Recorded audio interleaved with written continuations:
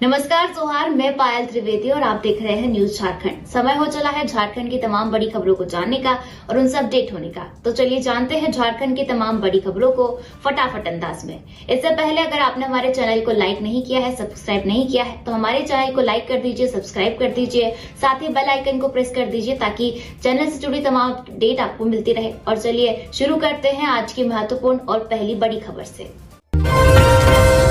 झारखंड की महिलाओं को 2500 रुपए मिलना शुरू। सीएम हेमंत सोरेन ने कहा, जनता से किया वादा पूरा कर रहा हूं। मुख्यमंत्री मैया सम्मान योजना का कार्यक्रम आज रांची के नामकुम में आयोजित होने वाला था। इसमें झारखंड की महिलाओं को 2500 रुपए की बढ़ी हुई वित्तीय सहायता मिलनी शुरू हो जाती, लेकिन पूर्व प्रधानमंत्री डॉक्टर मनमोहन सिंह के निधन पर 1 जनवरी तक सारे सरकार कार्यक्रम रद्द कर दिए गए हैं।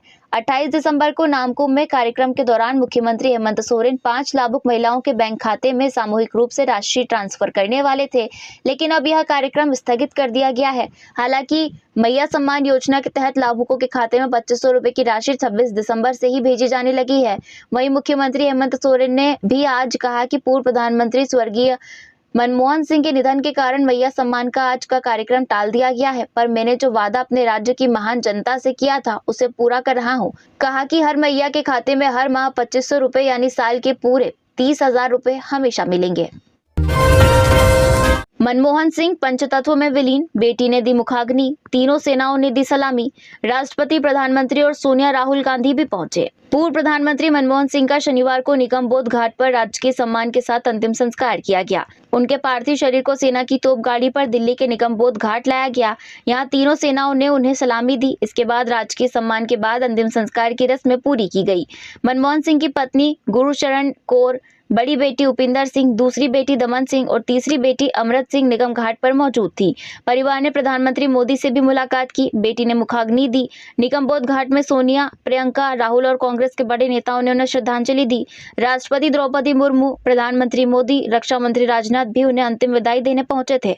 अंतिम संस्कार के दौरान भी मनमोहन सिंह को उनकी पसंदीदा नीली पगड़ी पहनाई गई। उन्होंने कैम्ब्रिज यूनिवर्सिटी को याद रखने के लिए उसके एक रंग को अपनी पगड़ी का सिग्नेचर कलर बना लिया था। वित्त विभाग के लेखा सहायक के 348 पदों पर होगी नियुक्ति। इंटर पास भी कर सकते हैं आवेदन। झारखंड में वित्त विभाग में लेखा सहायक के मूल कोटि पद पर सीधी नियुक्ति की जाएगी। यह नियुक्ति झारखंड कर्मचारी चयन आयोग द्वारा प्रतियोगिता परीक्षा के आधार पर की जाएगी। लेखा सहायक के 384 पदों पर नियुक्ति होगी, जिसमें वरीय लेखा सहायक 217 और लेखा अधीक्षक 70 भी शामिल होंगे। इसके लिए न्यूनतम योग्यता इंटर स्तर तथा कंप्यूटर ज्ञान आवश्यक है। हिंदी टाइपिंग 25 शब्द प्रति मिनट व अंग्रेजी टाइपिंग 30 शब्द प्रति मिनट होना चाहिए। अशुद्धि अधिकतम 2% तक मान्य होगी। नियुक्ति के लिए न्यूनतम उम्र सीमा 18 वर्ष होगी। उम्र सीमा की गणना अधियाचना वर्ष की 1 अगस्त होगी। राज्यपाल संतोष कुमार गंगवार ने झारखंड वित्त अवर लेखा सेवा भर्ती, प्रोन्नति व अन्य सेवा शर्त नियमावली को मंजूरी दे दी है। गोविंदपुर साहिबगंज हाईवे पर फिर हादसा, ट्रक और बाइक की आमने सामने भिड़ंत, 1 की मौत 2 घायल। जामताड़ा से होकर गुजर रही गोविंदपुर साहिबगंज हाईवे हादसों की सड़क बन गई है। इस सड़क पर हर दिन दुर्घटना घट रही है। शुक्रवार रात भी यहां वन विभाग कार्यालय मोड़ के समीप एक बाइक पर सवार 3 युवकों को पीछे से ट्रक ने टक्कर मार दी, जिसमें युवक गिरकर घायल हो गया। इसमें 16 वर्षीय किशोर बोरवा ग्राम निवासी आशीष मुर्मू पिता लखन मुर्मू की मौत हो गई। 2 अन्य घायलों में से अरविंद हांसदा और लुच्छू मुर्मू को बेहतर इलाज के लिए धनबाद रेफर कर दिया गया है। तीनों की उम्र महज 15-16 के बीच है। घटना के बीच मृतक के परिजनों और ग्रामीणों ने शव को सड़क पर रखकर बांस और चाचरी लेकर आग लगाकर जाम कर दिया। घटना के संबंध में मृतक की चाची सूरज मुनि मुर्मू ने बताया कि आशीष मुर्मू नारायणपुर हटिया से घर का सामान लेकर मोटरसाइकिल से लौट रहा था। साथ में उसके दोस्त भी थे।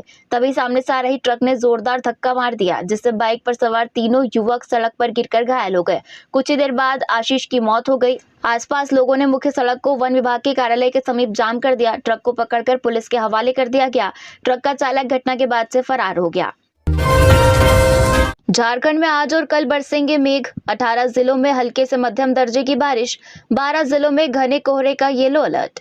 26 दिसंबर से शुरू हुए वेस्टर्न डिस्टर्बेंस का आज से झारखंड में प्रभाव देखने को मिलेगा।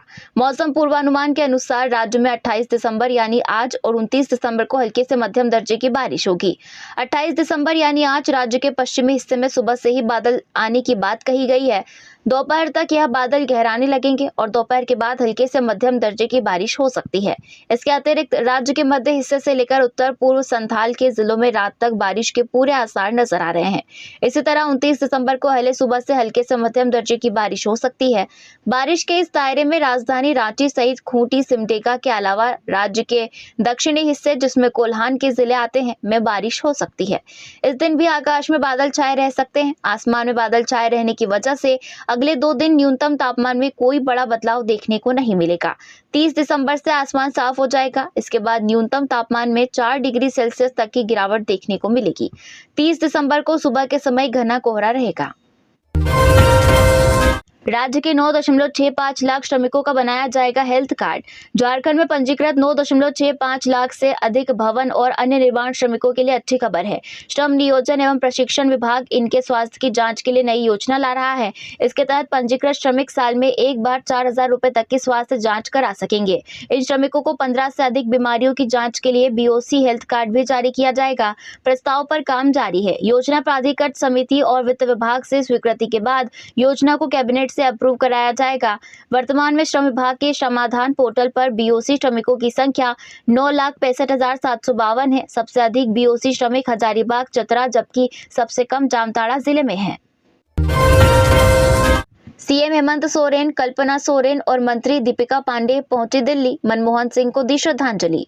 पूर्व प्रधानमंत्री डॉक्टर मनमोहन सिंह का 92 वर्ष की आयु में निधन हो गया। वह लंबे समय से अस्वस्थ थे। उन्होंने 26 दिसंबर को दिल्ली के एम्स में आखिरी सांस ली। इस खबर की सूचना मिलने के बाद मुख्यमंत्री हेमंत सोरेन ने शोक जताया था। इसके बाद कल वे गांडे विधायक कल्पना सोरेन और मंत्री दीपिका पांडे सिंह के साथ मनमोहन सिंह के आवास पहुंचे। वहां उन्होंने मनमोहन सिंह को श्रद्धांजलि दी। साथ ही मनमोहन सिंह के परिवार वालों से मुलाकात भी की। झरिया में सड़क हादसा, मौके पर ही मौत। बाजार से घर लौट रहा था युवक, बाचोल भुइया, सिर पर चढ़ा ट्रक का चक्का। धनबाद जिले के झरिया थाना क्षेत्र के साउथ झरिया कोयरी बांध रेलवे लाइन के समीप 14 चक्का ट्रक के चपेट में आने से एक व्यक्ति की मौके पर ही दर्दनाक मौत हो गई। घटना के बाद क्षेत्र में अफरा तफरी मच गई। सूचना मिलते ही काफी संख्या में स्थानीय लोग मौके पर जुट गए। स्थानीय लोगों ने मामले की जानकारी झरिया पुलिस को दी। सूचना मिलते ही झरिया पुलिस भी मौके पर पहुंच गई। वहीं घटना से गुस्साए लोगों ने मुआवजा की मांग को लेकर शव को सड़क पर रखकर सड़क जाम कर दिया। जानकारी के अनुसार शुक्रवार की देर शाम न्यू दोबारी खदान कोयरी बांध निवासी मृतक 45 वर्षीय दिहाड़ी मजदूर बाचोल भुइया झरिया बाजार से अपने घर जा रहे थे। तभी स्टेशन रोड की ओर से तेज रफ्तार में आ रहा एक ट्रक ने उसे अपनी चपेट में ले लिया। बाचोल के सिर पर ट्रक का चक्का चढ़ गया, जिससे मौके पर ही दर्दनाक मौत हो गई। गिरिडीह में नक्सलियों के मददगारों के घर पहुंची NIA। नक्सली कृष्णा हंसदा से जुड़े मामले में कई घरों में रेड, मोबाइल सहित कई सामान जब्त। झारखंड में NIA की टीम ने बड़ी कार्रवाई की है। शुक्रवार को NIA की टीम गिरिडीह पहुंची। यहां नक्सली कृष्णा हंसदा से जुड़े मामले को लेकर कई घरों में छापेमारी की।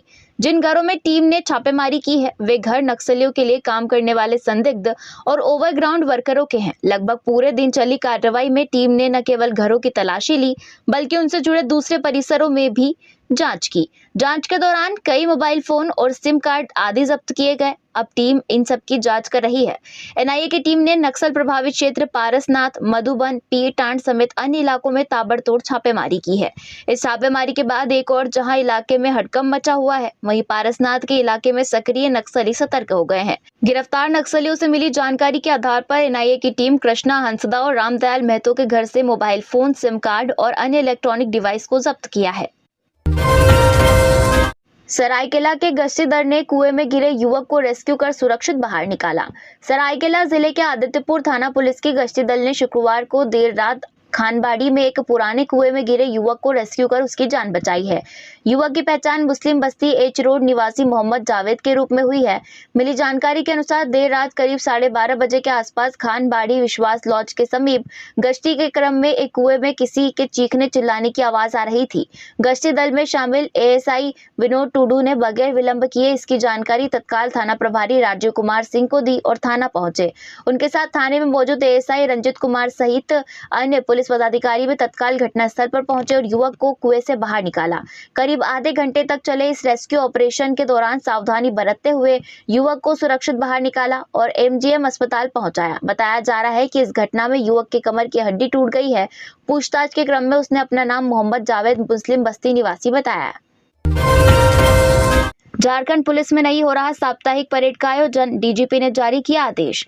झारखंड के विभिन्न जिलों में पुलिस कर्मियों का साप्ताहिक परेड का आयोजन नियमित रूप से नहीं हो रहा है। इसको लेकर राज्य के पुलिस महानिदेशक ने आदेश जारी किया है। डीजीपी के आदेश के बाद आईजी अभियान ने सभी जिला पुलिस इकाइयों को निर्देश जारी किया है कि वे नियमित रूप से साप्ताहिक परेड का आयोजन सुनिश्चित करें। साप्ताहिक परेड का आयोजन नहीं होने के कारण पुलिसकर्मियों में अनुशासनहीनता बढ़ रही है। साथ ही नियमित परेड से पुलिसकर्मी शारीरिक रूप से फिट रहते हैं। परेड न होने से उनकी शारीरिक दक्षता में कमी आ रही है। इसको लेकर जारी निर्देश में कहा गया है कि सभी जिला इकाई और वाहिनी में प्रत्येक सप्ताह कम से कम एक दिन परेड का आयोजन अनिवार्य है। परेड का आयोजन मुख्य रूप से सोमवार को किया जाएगा। दूर दराज के थानों और अनुमंडल के पुलिसकर्मियों को भी परेड में शामिल किया जाएगा। परेड में शामिल होने वाले पुलिसकर्मियों का रोस्टर बनाया जाएगा। परेड से संबंधित सभी जानकारी एक संचिका में रखी जाएगी ताकि किसी भी समय जांच की जा सके। ई कल्याण छात्रवृत्ति पर कल्याण आयुक्त ने रखी बात। 2 चुनाव के बावजूद 39 लाख विद्यार्थियों को मिला स्कॉलरशिप। कल्याण आयुक्त अजय नाथ झा ने ई कल्याण छात्रवृत्ति पर अपनी बात रखी है। उन्होंने सोशल मीडिया पोस्ट पर कहा कि वर्ष 2024 में 2 चुनावों के बावजूद प्री और पोस्ट मैट्रिक के लिए 39 लाख से अधिक छात्र छात्राओं को छात्रवृत्ति मिली है, जिसमें प्री मैट्रिक के 45,09,863 और पोस्ट मैट्रिक के 4,89,765 छात्र छात्राएं शामिल है। प्री मैट्रिक के शैक्षणिक सत्र 2024-25 के लिए भी 18,08,878 छात्र छात्राओं को छात्रवृत्ति मिल चुकी है। कल्याण आयुक्त ने आगे कहा है कि अगर शैक्षणिक सत्र और भुगतान को देखें तो यह याद रखना चाहिए कि 2022-23 में छात्रवृत्ति की ई कल्याण पोर्टल पोस्ट मैट्रिक के लिए नहीं खुली थी और प्री मैट्रिक का भुगतान दिसंबर 2022 में शुरू हुआ। इस तरह ई कल्याण एक शैक्षणिक सत्र पीछे हो गया था। इसे 2023-24 में और 2024-25 में पूरी तरह नियमित किए जाने का प्रयास किया जा रहा है। स्क्रैप टाल में लगी आग, मची अफरा तफरी। जमशेदपुर के बागबेड़ा की घटना, अग्निमिशन वाहन ने पाया काबू। जमशेदपुर के बागबेड़ा स्थित स्क्रैप टाल में आग लगने से पूरे क्षेत्र में अफरा तफरी का माहौल हो गया। मौके पर पहुंचे अग्निमिशन विभाग की गाड़ी ने आग पर काबू पाया। आग लगने की घटना बागबेड़ा रोड नंबर 6 की है। स्क्रैप टाल बागबेड़ा कॉलोनी निवासी राजू शर्मा की है। उनके टाल में लगी आग की वजह से बगल से सटे एक घर में भी आग लग गई, लेकिन वक्त रहते आग पर काबू पा लिया गया। आग कैसे लगी इसकी जांच पुलिस के द्वारा की जा रही है। गोलमुरी में बदमाशों ने ऑटो चालक पर किया हमला, सिर में गहरी चोट, एमजीएम अस्पताल में चल रहा इलाज। गोलमुरी थाना क्षेत्र के बजरंग नगर में शुक्रवार देर रात बदमाशों ने ऑटो चालक विक्रम सिंह पर जानलेवा हमला कर दिया। घटना उस समय हुई जब विक्रम अपनी पत्नी का जन्मदिन मनाने ससुराल जा रहा था। बंद पड़े केबल कंपनी गेट के पास बदमाशों ने उसे घेर लिया और जमकर मारपीट की। विक्रम ने वीरू सिंह लड्डू और उसके साथियों पर मारपीट का आरोप लगाया है। मारपीट में विक्रम के सिर में गहरी चोट आई है और उसे एमजीएम अस्पताल में भर्ती कराया गया है। विक्रम का कहना है कि बदमाशों ने उससे 7,500 रुपए नकद, एक सोने की चेन और मोबाइल भी छीन लिया। पीड़ित के अनुसार वीरू सिंह एक आपराधिक प्रवृत्ति का व्यक्ति है और पहले भी कई मामलों में जेल जा चुका है। विक्रम का वीरू के साथ पुराना विवाद रहा है। घटना के दौरान बंद केबल कंपनी गेट के पास बदमाशों ने पहले उसे घेर लिया और फिर बेरहमी से हमला किया। पुलिस ने मामला दर्ज कर जांच शुरू कर दी है। पूर्व वित्त मंत्री अरुण जेटली की जयंती पर रघुवर दास ने दी श्रद्धांजलि। झारखंड के पूर्व मुख्यमंत्री रघुवर दास ने अपने ट्विटर अकाउंट के माध्यम से देश के पूर्व वित्त मंत्री पद्म विभूषण प्राप्त अरुण जेटली की जयंती पर उन्हें भावभीनी श्रद्धांजलि अर्पित की। रघुवर दास ने ट्वीट करते हुए कहा कि विद्वान और प्रखर वक्ता, कुशल राजनेता, देश के पूर्व वित्त मंत्री पद्म विभूषण आदरणीय अरुण जेटली जी की जयंती पर भावभीनी श्रद्धांजलि। अकाट्य तर्कों और सरल स्वभाव से वे सभी का दिल जीत लेते थे। उनकी कमी हम सभी को सदैव महसूस होगी। अरुण जेटली को उनके योगदान और कार्यों के लिए हमेशा याद किया जाएगा और उनके अद्वितीय नेतृत्व के साथ साथ उनके विचारशील दृष्टिकोण ने राजनीति और प्रशासन में महत्वपूर्ण प्रभाव डाला। कोयला चोरी के आरोपों की सीबीआई जांच के खिलाफ सुप्रीम कोर्ट में दायर याचिका पर 3 जनवरी को सुनवाई। धनबाद में कोयला चोरी और इसमें पुलिस संलिप्तता की सीबीआई जांच का झारखंड हाईकोर्ट के आदेश के खिलाफ दायर याचिका पर सुप्रीम कोर्ट में अगले वर्ष 3 जनवरी को सुनवाई कर सकता है। सुप्रीम कोर्ट की वेबसाइट के मुताबिक न्यायाधीश जस्टिस संदीप मेहता की बेंच में यह मामला सूचीबद्ध है। अब तक इस मामले में सीबीआई की ओर से जवाब दाखिल कर दिया गया है। सुप्रीम कोर्ट में इस केस की पहली सुनवाई 18 अक्टूबर को हुई थी। उस दिन शीर्ष अदालत ने झारखंड हाईकोर्ट कोर्ट के उस आदेश पर रोक लगा दी थी जिसमें धनबाद में कोयला चोरी और इसमें पुलिस संलिप्तता की सीबीआई जांच का आदेश झारखंड हाईकोर्ट ने दिया था। सीबीआई जांच पर रोक का आदेश अगले आदेश तक जारी रहेगा। सिंचाई कूप निर्माण योजना फेल, अब तक लक्ष्य के 1.11 लाख से सिर्फ 2226 कुआं का निर्माण पूरा। मनरेगा से सिंचाई कूप निर्माण योजना लगभग फेल हो गई है। इस योजना के शुरू होने के बाद से 1 साल के भीतर 15 नवंबर तक हर हाल में 1 लाख कुआं निर्माण कराने का लक्ष्य रखा गया था, जिसके विरुद्ध ग्रामीण विकास विभाग ने 1,11,000 से अधिक कूप निर्माण की स्वीकृति दी थी। लेकिन हालात यह है कि अभी तक सिर्फ 2226 कूप का ही निर्माण पूर्ण हो पाया है। मिली जानकारी के अनुसार 91,603 कूप निर्माण का काम चालू है, यानी कुल स्वीकृत कुआं में 91.60% कुआं का निर्माण कार्य अभी तक पूरा नहीं हो पाया है। खुदाई ही चल रही है। कई में जमीन की उपलब्धता भी एक बड़ी समस्या है। सरायकेला, सिमडेगा, खूंटी, रांची जिले की स्थिति काफी खराब है। बता दें कि मुख्यमंत्री हेमंत सोरेन ने सिंचाई सुविधा बढ़ाने के लिए 1 लाख कुआं निर्माण कराने का निर्देश ग्रामीण विकास विभाग को दिया था। इसकी स्वीकृति भी दी गई थी। गिरिडीह में तेज रफ्तार कार खेत में गिरी, एक की घटनास्थल पर हुई मौत, 3 हुए घायल, बेहतर इलाज के लिए धनबाद रेफर। गिरिडीह जिले के खुखरा थाना क्षेत्र के हरकटवा नदी के समीप हुए भीषण सड़क दुर्घटना में एक युवक की मौके पर ही मौत हो गई, जबकि इस घटना में 3 लोग घायल हो गए, जिसमें 2 युवकों की हालत गंभीर बताई जा रही है, जिसे बेहतर इलाज के लिए धनबाद रेफर कर दिया गया है। जानकारी के मुताबिक गिरिडीह के पुलिस लाइन बरवाडीह स्थित जय माता दी टाइल्स दुकान के मालिक प्रेम साव किसी काम से गिरिडीह से खुखरा जा रहे थे। उनके साथ कार में 3 अन्य लोग भी सवार थे।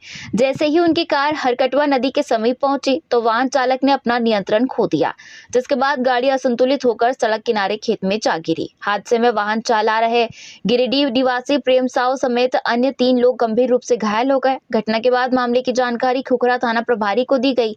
सूचना मिलने के बाद थाना प्रभारी घटनास्थल पर पहुंचे। आनन फानन में दोनों घायल व्यक्तियों को इलाज के लिए पीरटांड सामुदायिक स्वास्थ्य केंद्र लाया गया, जहां चिकित्सकों ने प्रेम साव को मृत घोषित कर दिया। अवैध संबंध को लेकर हजारीबाग एसडीओ का पत्नी से विवाद, पीड़िता का भाई बोला जलने की सूचना दे फोन काटा, इलाज के दौरान मौत। हजारीबाग सदर एसडीओ अशोक कुमार के खिलाफ पत्नी अनीता कुमारी को जलाने के आरोप में लोह सिंघना थाने में केस दर्ज कर लिया गया है। एसडीओ के साले राजू कुमार गुप्ता की लिखित शिकायत पर एफआईआर में एसडीओ के अलावा उनके पिता दुर्योधन साव, छोटा भाई शिवनंदन कुमार और छोटे भाई की पत्नी रिंकू देवी को आरोपी बनाया गया है। एफआईआर में राजू कुमार ने कहा कि बहन बार बार कहती थी कि उसके पति का दूसरी महिला से अवैध संबंध है। इस बात पर दोनों के बीच विवाद होता था। इस मामले में एक बार दोनों परिवारों के बीच बातचीत भी हुई थी।